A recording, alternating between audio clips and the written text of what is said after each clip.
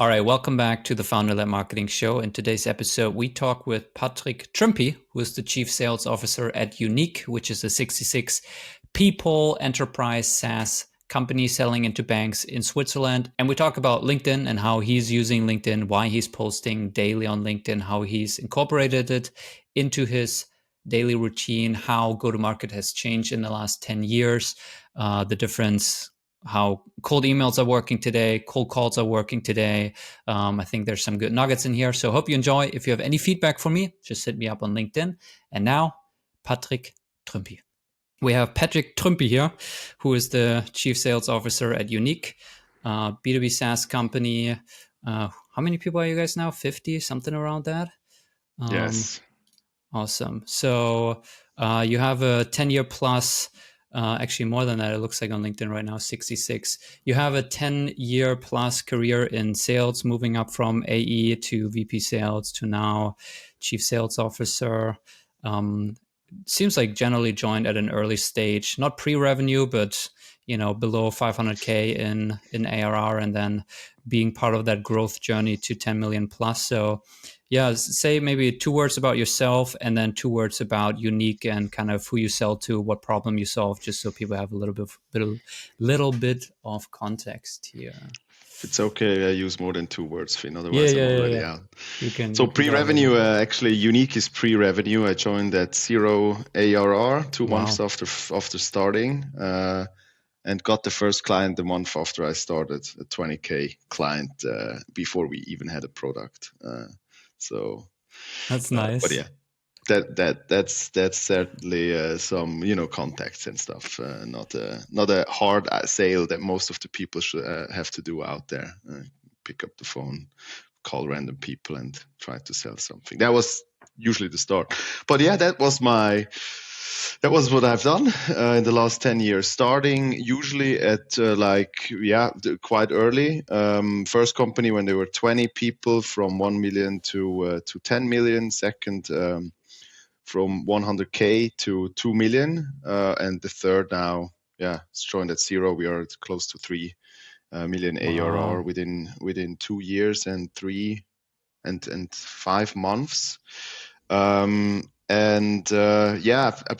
As you know, Finn, we in Europe, nobody's planning a sales career, isn't there? I mean, I basically got really caught. I saw the meme today again. You know that meme where the garage door is closing and the lady is passing by and then gets caught and is caught in the garage and kind of stuck in the garage. Funny meme.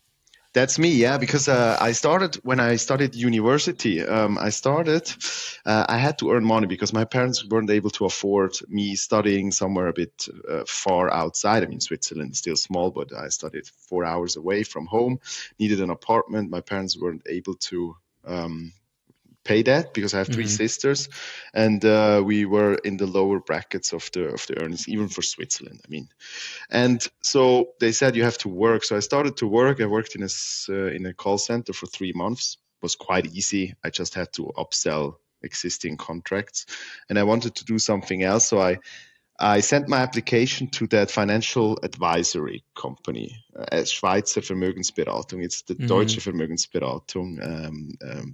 It's the same company, right? And it's a 100% commission model. Wow. It's like you're kind of a freelancer. You're more like a freelancer. You get some education, you get their brand and so on, and then you bring your own clients, sell insurance and bank products. So the second day we were there, I didn't actually know. I just thought it was a bit weird because the hiring discussion wasn't about me. The hiring discussion was about them, and that's usually not, it's usually weird because they were selling them rather than trying to trying to filter the right people. So the second day I was there, they said, okay, write down all the people you know and their phone numbers. So we wrote down that, and then they said, okay, now start to call, book meetings. I'm there and like, okay, whoa. And obviously at that moment, I didn't bail out, did I? I just did it. And that's how I got caught in the sales. Wow. So I feel like most people being put in that situation would run very fast, very far, and never go back to sales. So what was it about it that made you fall in love with sales and stick with it? Yeah, good. I mean, I was not thinking of it that back. I mean, I would not.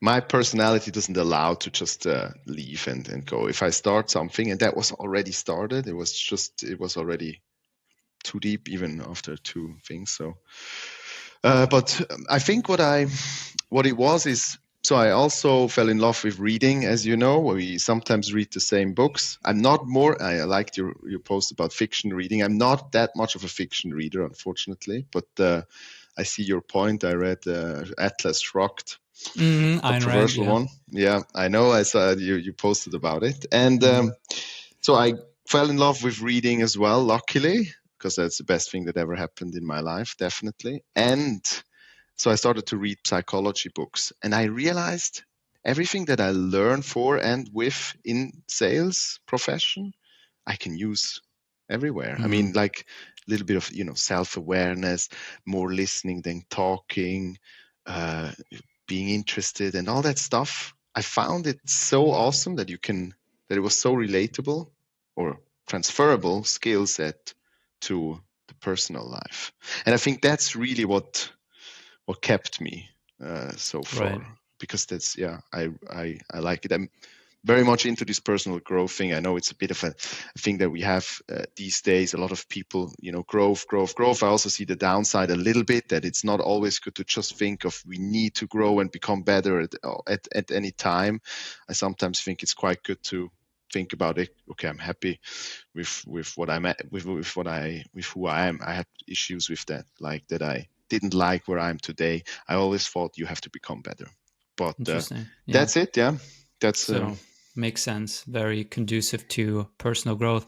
I'm curious, when you joined Unique, I mean, it looks like from your career trajectory that you probably would have had the opportunity to join a bigger company, probably with a bigger salary, but you joined a company that was pre-revenue. Why did you decide to make that step? I actually had two. I was in the process with two companies. One was Unique, the other one was Snowflake. You probably know. Yeah. And the offer was much larger, around 400K a year, I think, the salary. So What would for have been Swiss, the role be? the role would have been head of the role would so, and that's the thing. The role would have been head of enterprise sales in Switzerland. Switzerland So a Enterprise. team of about 6, 7 people. Uh-huh. I'd say two to start with, but Yep. that was the role. And also it was growth again, at Unique. First of all, Manuel, the founder, he already started successful companies, and you can feel that through and through. He's very good at what he does. That's 100% the case. So learning from somebody, even more. Then the second thing is I knew, and okay, looking back, it was not. I mean, the strategy was not too smart, and I knew it. I pushed back a little bit, but not too much, because I also liked it. I could hire a lot of people. We knew we would grow to 70 people within basically 9 months. So I joined September, and in August, okay, a bit more than 9 months, 10, 11 months, we were 70 people. So from 5 to 70 within quite a short time.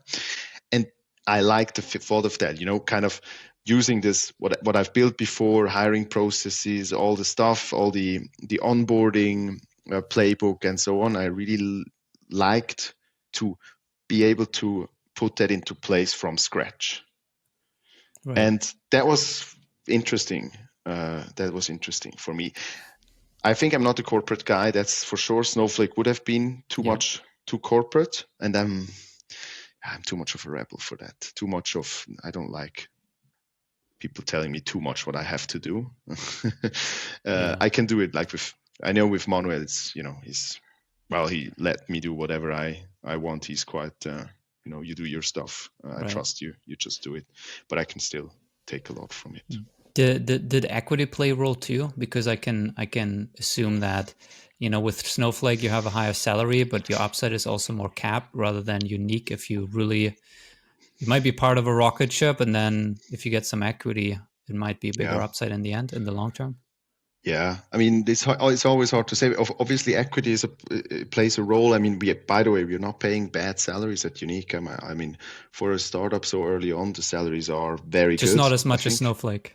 No, just not as much. Not in my position. I mean, that's where the equity comes into play. Yeah, so Yeah, I got a percentage that's of cool. of the company. So yeah, that plays a role as well. Awesome. All right, before we jump into LinkedIn, maybe 2 sentences about Unique. Tell me a little bit about the persona you guys sell into, problem you guys solve for them, just so a little bit more Yeah. context about that.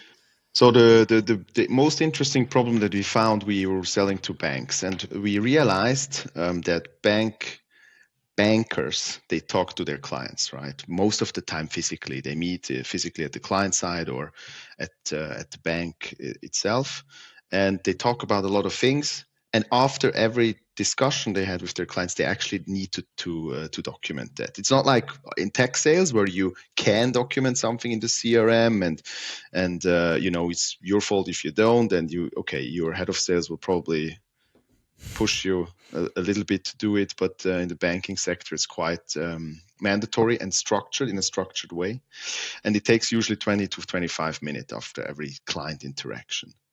And at first, we were a competitor of Gong, and then we moved completely from tech to banking because we realized the challenge is big. That for 200 consultants, you have a business case of 1.5 to 2 million that can be realized rather quickly, and the additional revenue that you can get. So it's quite a business case that is good to sell.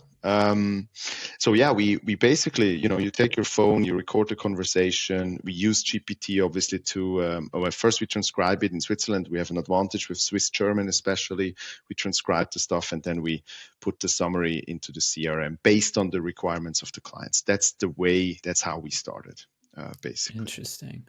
Okay, so now let's talk about LinkedIn. We do founder-led marketing, and we help founders on LinkedIn because we believe that, an enterprise or mid-market, and when you sell to senior decision makers, senior stakeholders, like it's a lot about building trust and credibility. And so you can do that at scale on LinkedIn by publishing content and showcasing your expertise and putting yourself out there, showing your face, building rapport, whatever, right? So I'm curious, like, first of all, I mean, you're fucking crushing it on LinkedIn. I mean, I don't know any other CRO or chief sales officer who is posting at that frequency and getting that level of engagement that you're getting. You're now at almost a little over 21,000 followers, and it seems like your growth has been pretty insane.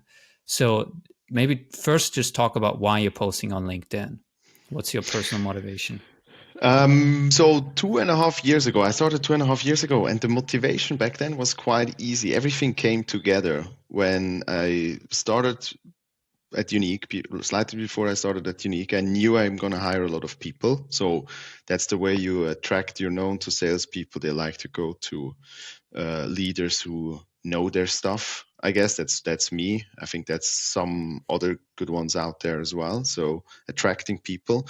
We also sold to people like me, basically, Right. like CROs who are in a startup scale up setup with 10 plus salespeople. That's between 20 and 200 salespeople. Tech company, SaaS, fast growing scale ups. That was our sweet spot when we started. So also our clients, and and and I realized, I mean, the learning experience is much faster when you post stuff. You realize, okay, sometimes what you post, okay, that there's some smarter stuff and people who really have smart comments, and you're like, okay, yeah, actually, yeah, you just changed my mind. Something like that did happen as well, and I really like that too. So, I mean, on the one hand, the business value was clearly, easily it was there. I hired 1/3 of the people afterwards. I hired thanks to the LinkedIn engagement, be it, they found me through it, but also people who were in the hiring process. they mentioned that all the time. Right. So yeah, that was the motivation. So you almost you mentioned you knew that you needed to attract talent, salespeople, and you knew that you wanted to reach your persona back then, who you're selling into, which were basically people like you, CROs. And it was you made it kind of like, yeah, it's obvious that I should be on LinkedIn, but a lot of people don't make that jump. Like they know that their people or their prospects are on LinkedIn, yet they don't make the jump that they should be active on there, posting every single day, sharing their expertise. How how do you think about that when you think about maybe the more old school model of like reaching prospects and where you should be present and go and do events and doing all this stuff that people maybe are used to in terms of reaching their prospects? I think, and you get that right. I think for the time investment that you have, it's by far the best way to reach a certain number of people. If you reach the right people I think it should be first priority. I think the tough thing is the first month. You probably know that. I mean, the first month, honestly, is rough, is tough, because you think about what can I write? So all the time it's like, what can I write tomorrow? So basically today I'm thinking of what can I write tomorrow. Right. For me, it clicked completely after a month, 1.5 months. It's just automatic. So I go for a run. On the run, I have an idea. I just put down some keywords. I never schedule posts. I never write them before. I always sit down half at 7 a.m. after I wrote my journal. I sit down and I start to write. And it's automatic. So at that point, you think like, okay, the time invest for what it does is really good. I mean, okay, for me personally now, because I'm we changed the ICP, so why do we potential clients? I don't really reach potential clients anymore, and I haven't hired anyone for. Now we hired somebody again, but we haven't hired for more than a year. So also Right. that kind of disappeared. But I'm just now it's like a company that doesn't do any marketing. If you're looking at a single person, we usually don't do marketing as single people. The only marketing we have is what companies have as well. With a really good product, they get referrals, and somebody says, "Hey, I worked with Finn. Hire him." Right? People know me in Switzerland a little bit, but we don't invest in our personal marketing other than maybe a few referrals. Maybe you get, the worst thing is those working Arbeitszeugnis in German, those working that you get. I mean, that's I never basically received the one, first. but I never want one. I never received one either, and I don't care about them. But if you don't do, that's the thing. If you do personal marketing, you might care about these. If you don't do personal marketing, you need those. We never need them, that's for sure. And now I see it this way. It's just a personal marketing investment that costs me 15 minutes a day. I don't see any better investment 15 minutes a day to be seen by 5,000, 10,000 people. Now today, 50,000 people. Easy. 50,000 people for 15 minutes. That's insane. That's pretty good. Yeah, like I mean, CPMs on LinkedIn ads right now, I would say, are on average $50, right? So if you want to 50 times 50 is what, $2,500. So it would cost you $2,500 or euros or whatever to reach that amount of people. Yeah, it's pretty insane. Wow, that's a good hourly. That's like you can that's do a 10K hourly rate that you got there for a 15-minute post. And it is 15 minutes, honestly, after just do the first month. That's my advice for those who, because I think the biggest stopper for them is not that they rationally don't understand the concept. I think everybody rationally gets it. Emotionally, the first month is tough. Writing is tough. Having an idea is tough. Having enough ideas. Also, the first 10 posts is hard. You feel weird. It's just weird. People will tell you, will say, well, what are you doing? Why are you starting this? And so on. Some people, I didn't have many, honestly. I didn't have many people who stopped. Nobody stopped me or said anything. Mostly it was encouraging in my case, probably lucky, but I'm sure that's not for everybody the case. I mean, some make jokes now, obviously, yes, but that's okay. I'm fine. I make jokes as well. It's fun. It's also fun. That's tough. Emotionally getting over it. That's rational. It's obvious. It's maybe I had easier 15 for minutes. salespeople in general because they're used to getting a no. And so they're used to like rejection. So maybe they're a little less fearless about putting themselves out there on LinkedIn and posting because, well, if you cold call people, if you cold email people all day, you're used to getting no's and rejection and all of that. Maybe for other people, it's Probably, a yeah. little Good. harder. Yeah. I'm curious, That's do you true. feel like I mean, we do this for customers, and we recently had this founder CEO of a $6 million company selling into mid-market and enterprise, and he was like, daily is too much. Like, there's no way I should be posting daily. We're selling into heads of digital brand at big companies. Like, if I post every single day, people think I'm crazy. They will make fun of me. They will, it's just, I shouldn't be posting daily. So like, I guess, like, what would your answer to that be? Like, is there something like too much? Does it depend on the persona you sell into? Good point. I mean, yeah, certainly there is a too much, but where is it? No idea. Is it at 10 days, 10 times a day? Is it that, like you can definitely do it too much, but it's definitely not at one time a day. I Right. think I do one time a weekday, and I don't do it when I'm on tomorrow. I'm not going to do it. Right. Friday, I'm not going to do it because I'm off. I'm only doing it when I actually work. That's Right. my kind of rule that I established. And it's nowhere close to I mean, it's that's what I learned. For me, it's the best. I see people who increase to 2 times a day, Yeah. and mostly that's people who are already really successful and then accelerate it even more. Right. Because what Justin Welsh said is actually true, and I tried it as well. Is when you take a post from 1 year ago, you put in your news learnings about writing a post. You probably wouldn't write it anymore exactly the same way because you've become better as well. Rewrite it a little bit and post again, and then on the same day post a new thing. Right, that's what Right. some people, very successful ones, do, like 50 and 70 and 100,000 followers. They Right. increase to 2 times a day, and it really works. I mean, it's just Right. taking off. If you write shit content, then 2 times a day is too much. Yeah, one But time a then day is too much too. anything. I guess it's too much when it stops being helpful, right? Because I mean, if I look at your content, right? I mean, your piece of content today got 50,000 impressions. It got almost 500 likes, 81 comments. The reason why it got this reach and this engagement is because it was valuable to people.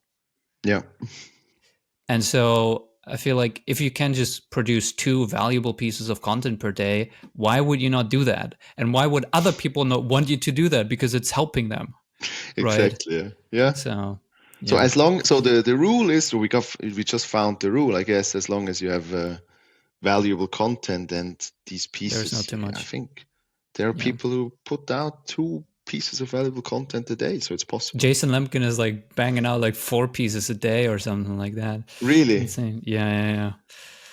I don't know what their process is, but um Does it work for him? That's the question now. But uh yeah, but I'm curious, have you ever thought, so you he mentioned you does. started posting because hiring and reaching your prospects, right? And you're a salesperson, so it's your persona when you share sales content. Now, Mm. your persona is a different one. You're selling into finance. Now, yeah. Um, it can still help with hiring, though you're currently not actively hiring, but it's still helpful, right? You're kind of building a pipeline. I'm sure if tomorrow you put out a post, hey, we're hiring 3 people, you would have a flood of inbound people who are already on board with your philosophy, your approach, and like trust Yeah, you and know you and all of that. So that's yeah, super valuable. Have yeah. you ever thought about incorporating more content that would speak to your buyer, to a finance persona? I mean, it's not your expertise, but maybe you could, talk to your product team, or you could take things from Gong recording and speak to a pain point. I mean, even the pitch that you made in the beginning, right, where I asked you what problem you solved, and you said, well, they go to meetings in 20 minutes.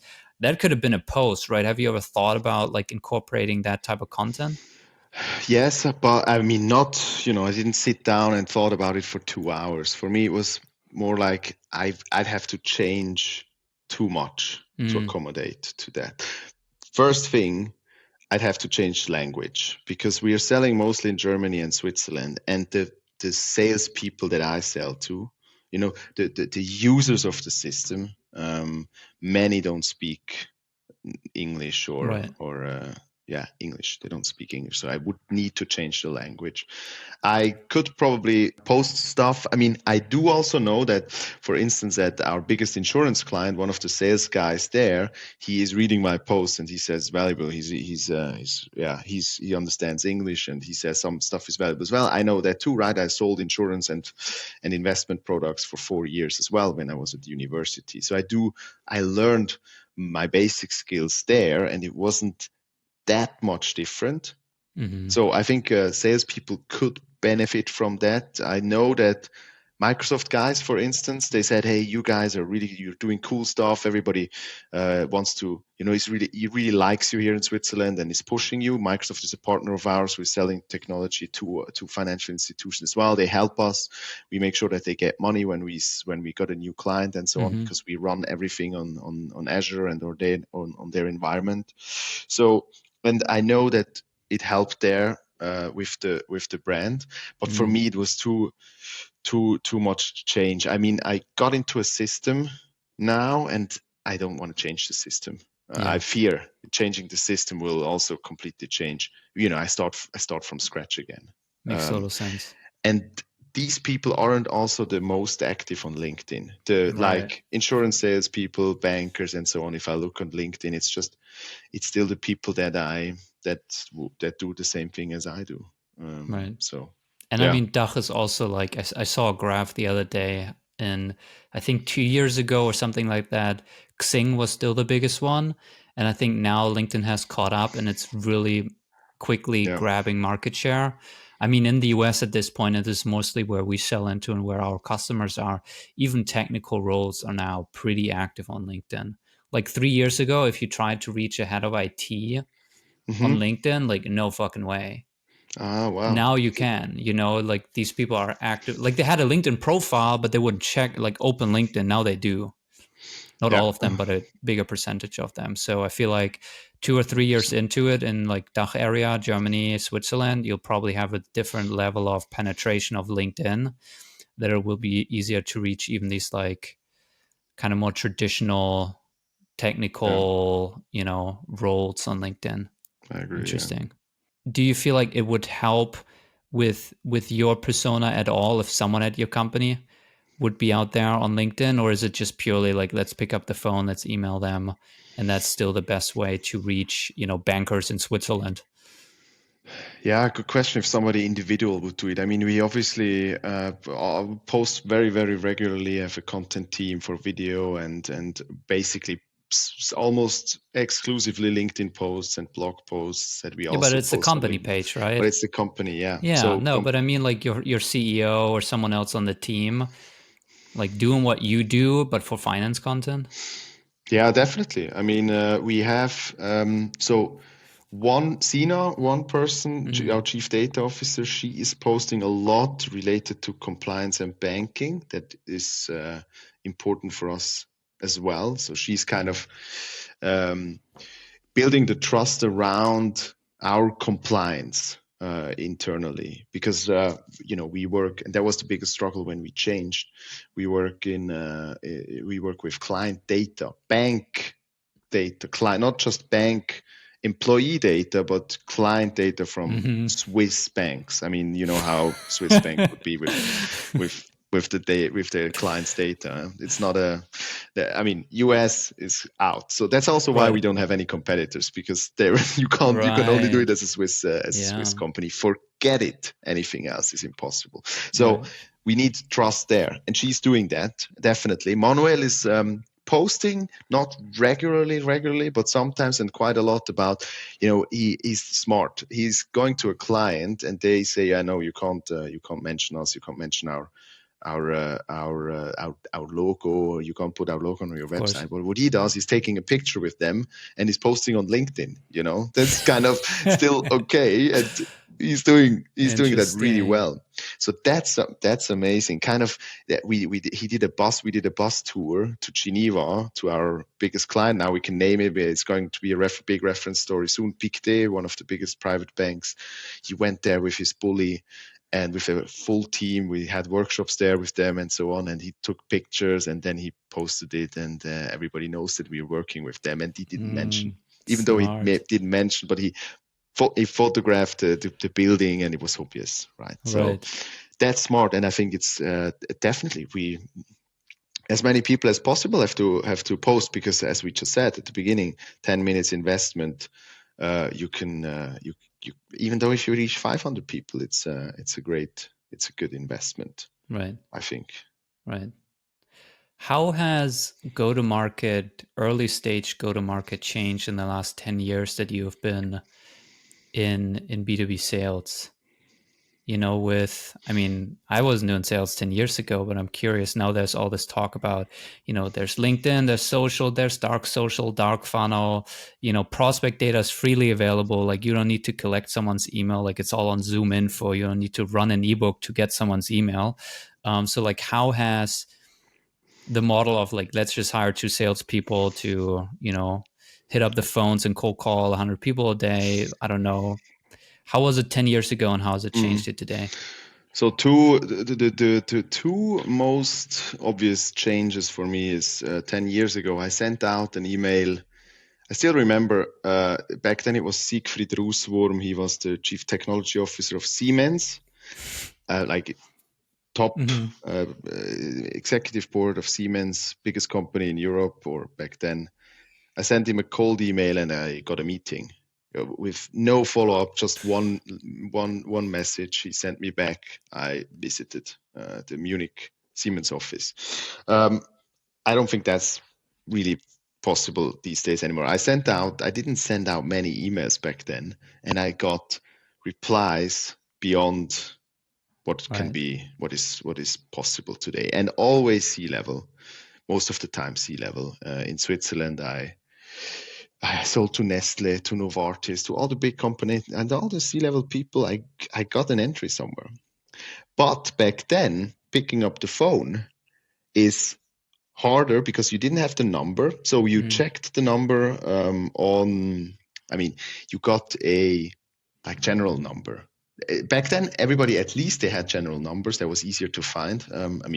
It's still easy today, but today you have the mobile number. So I did not need to go through a single assistant in the past 4 years, not a single one. Right. I always called directly the mobile number. And that's much easier. So I think actually cold calling has become a bit easier because you don't need to go through the assistant anymore. Obviously, they're also fun and it's cool and there are good tricks or good ways to do it. And emails become harder. You have to, and the sequencing tools, they made it harder for everybody basically to kind of reach anyone. Mediocrity. I think my emails 10 years ago were below mediocre, to be honest, when I look at what we are able to write today and how the writing has to be today in order to be slightly successful. Back then, mediocrity was absolutely okay. Now, forget it. You can't start an email with, "Hi, I'm Finn Thormeier and I'm CEO of 3 projects." You can't start like this anymore. Right. That doesn't work. But back then, it was still possible. So that's become hard. So it's volume. I mean, the CTO at Siemens still has email, and he still reads his emails. Is it just spam filters are better so you don't get through, or that person just gets 200 cold emails every day anyway? And so like for you to stand out and get a reaction and reply and actually book a meeting, the chances are so low. Is that kind of the reason? I guess I am actually not 100% sure personally, but that's what I would assume as well. spam filters, more. I mean, definitely people who look, probably more people who don't look directly at their own emails anymore at this level. Mm-hmm. Maybe back then that was more the case. Yeah, the mass of emails you get probably, and the Right. better. Yeah, I have no idea, but that's what I would guess. Yeah. Right. And then cold calling actually got easier. I actually heard another point of view on that from the founder of Hypergrowth Partners, G, who basically said with the proliferation of ChatGPT and all these auto-written emails, cold calling will stand out even more than before again because, well, if you cold call a person, they know at least it's real and it's actually a real person on the other end. Versus with email, like most of people now assume, okay, this is just another ChatGPT auto send bullshit. And I don't even bother to read it because I just don't want to talk to a robot, even if it's a decent message. Mm. So, Well, I think it's applying to that's what I just said, right? Mediocrity. Probably with cold, I mean, yeah, with cold calls, you can't be mediocre either. It's just too hard, I think, to get through, to get the attention. But emails, you can still, for the fact that I'm posting every day, I probably get a reference to a post in every 50th email max. mm-hmm. And a GPT won't do that. Can't do that yet. I mean, maybe you can, but with a lot of human input as well. So I don't get that. But if somebody would refer to a post, that I would definitely think it's a human. Right. I think there's still good ways to stand out in emailing that shows that you're actually human, but you have to write the email yourself. It's not back then I used a replacer. That's what we call personalized. 10 years ago, we had hey, Finn, saw that you're working at filler company, right? As filler title. That was personalization back then, and it worked. And people believed, but people thought, oh, this is personalized. Now that's probably also a thing that impacted it. People know that this is not that people clearly see what is that most of the stuff is just automatically generated. Right. That's anything else in terms of, go to market? I mean, you mentioned cold calling, cold emailing. How do you think about in general, like, the role of social selling, social media, LinkedIn? I mean, I see, the SDRs at Gong, the best performing SDRs and AEs at Gong, they're all posting on LinkedIn, right? They are creating their own demand. They're not waiting. They're not cold calling 20 people to set meetings. They're posting on LinkedIn to set meetings. I mean, again, this is salespeople selling to salespeople, so it's easier for them, right? Because definitely, they kind of, but in general, I feel like the best SDRs and AEs are really leveraging these new platforms like LinkedIn and other social platforms to generate meetings and demand for themselves. Yeah, I think it's definitely for some, for a few people, for a few personas, Gong is the best example. It is the best way, mid and long term. I still see them both as a bit of a different strategy. You can't always fully rely on the brand. I mean, when you start the first 6 months, you won't get much, or right. You won't get much, I'd say. So you have to pick up the phone or do some connecting as well. And you can always use either or. When one is not working at the moment, or it's tougher. I think it's not. It wouldn't be either or for me either, right? Because it's, as I said, 15 minutes a day. Okay, I do comment maybe another half an hour. I do answer the comments, so it's maybe 45 minutes a day. But 45 minutes a day, that's, I don't know, 30 calls. That's fine. You can still do. I can still. Finding time is not the problem for outreach. Doing it is the problem. That's the thing. I think it's not a substitute, neither. But if you're working at Gong and you don't do it, you're going to miss out, definitely. That's yeah, and it's if it's driven by above. When I remember last year we won that award from Julius Göllner. He did something with what was it, like the best perceived company in LinkedIn or something like that. Because I Unique was won it? posting, Unique won it because everybody in my team was also posting. They were really into it. They realized it was good. It had an effect. So about 2/3, I think, were actually posting regularly for more than half a year as well. Yeah. Because the benefit was there also, because you learn your craft faster when you post, and you learn the craft that you sell to the people who are, the same craft that people need you sell to. It's just, there's so much benefit. You can't not do it. So I was in a very fortunate position to start posting on LinkedIn when I was 2.5 years ago. How is your selling or selling at Unique changed with the proliferation of all these new tools and ChatGPT? And has it changed at all? Are you leveraging any of this new stuff, or? Not honestly, not really. It hasn't changed much. It hasn't changed much.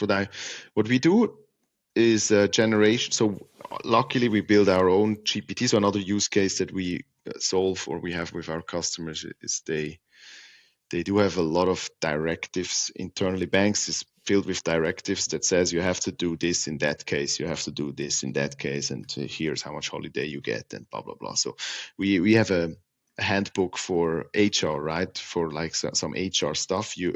I don't know if you have that in your company, but we have it in ours.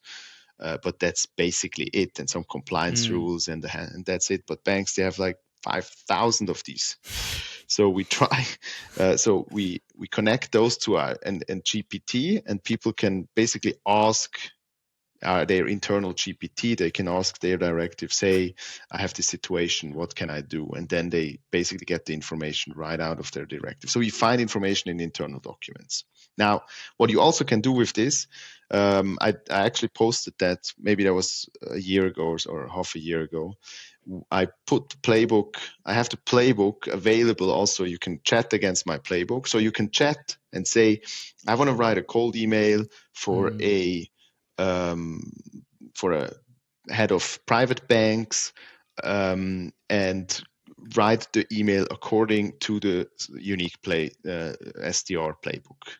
And then it will list the rules that I have put in, not more than 150 words, start with the problem, then write about the solution, then the CTA only 2 words or something, and it will spit it out like this. So that will come as well, obviously, but I'm not sure if it totally makes the situation better for anyone. But now, I think there are quite a few tools like this, but that's the way I used it, or we use it, because writing, and I think most people won't ever get a good writing skill. I mean, one thing is the writing skill. The other thing is to really understand, when I read a message, what does what part mean? Sometimes people start a message with mentioning with a broad claim about something, and then they start to write a feature, and then they ask a random question, then they write an impact, and then they write about the solution. They mix up so many different things in one message, and that's where it gets really confusing. Right. So understanding, okay, that sentence is a problem statement, that sentence is a solution statement, this sentence is a CTA, this sentence is a feature description. So that's what is really difficult, and I feel like most people have struggled a lot doing that, learning this. So yeah, that's where I do see that it can help structure email better. But as you said before, it's only helping short term, because at some point everybody's doing it, and Right. yeah, then I don't know what happens to email. Honestly, it didn't really change in the last 2-3 years. The most successful AE at Unique is doing only cold calls. Wow. Only cold calls. I'm only doing cold calls with the team. Still, sometimes very selected people, and I don't need. I pick up the phone, call 10 times, reach 2 people, and book 2 meetings. That's or one. if it's a bad day. But how many So bankers are there in Switzerland? I mean, it can't be that many bankers that you no, can. that's right. There are 45 companies that are interesting for us in Switzerland, maybe 48. So you just keep calling the same people? I mean, that's the thing now. Just now, I think 2 weeks ago, I booked a meeting with the head of sales and marketing from probably the last insurance that I can call. And then you have, new people. You don't have just one person in a company. I Right. have maybe 20 people I can But book I a mean, meeting even with. that's 45 companies times 20 people. That's 900 people, right? Yeah. If you call 20 people a day, that's No, I don't. I don't. If I do, I call. I do that once every month, basically, or once every 2 weeks. I see. I don't do it Interesting. regularly anymore. Wow, that's a very tight target account list. Literally 45 accounts. What do you guys do? Like, what's the penetration right now? How many out of the 45 do you guys have? In the funnel, 42, I'd say, or 43. And how many closed? I'd say about 17, maybe. 17. So you're 1/3 in. You're 33% It's pretty, complete. yes. 33% complete. But we sold maybe the lowest price we have is 75K a year. The biggest we have at the moment is 418,000 a year. So there is a huge So potential. then it's upsells.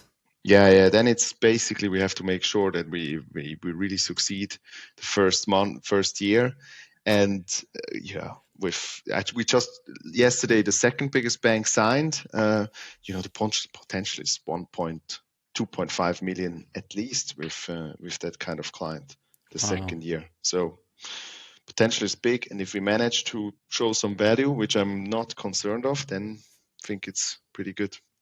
So coach me right now. Let's say you call, I don't know, who do you call at the bank? The head of private banking? Head of private banking, head of private clients, head of corporate clients. These are basically the business owners or head of corporate. I pick up. What do you say?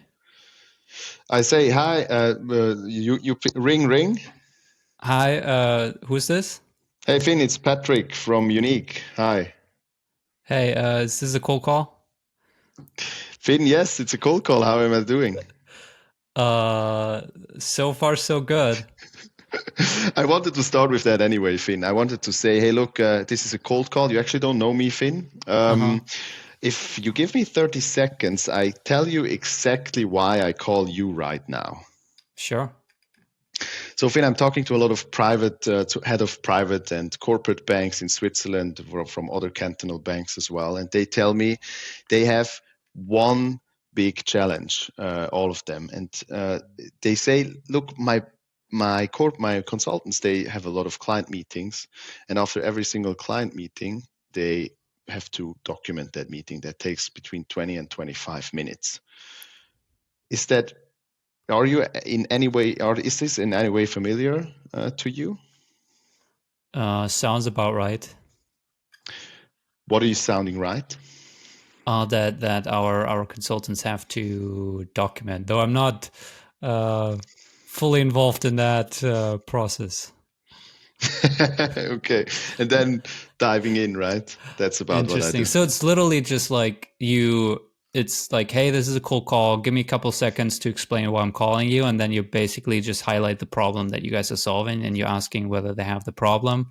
If they have the problem, I'm assuming you go into solution and how you guys help with that. And if they're like, nah, this is not a problem, or I actually don't know, then you either say, okay, cool, or is there someone else at the bank I should talk to, or something like that, basically?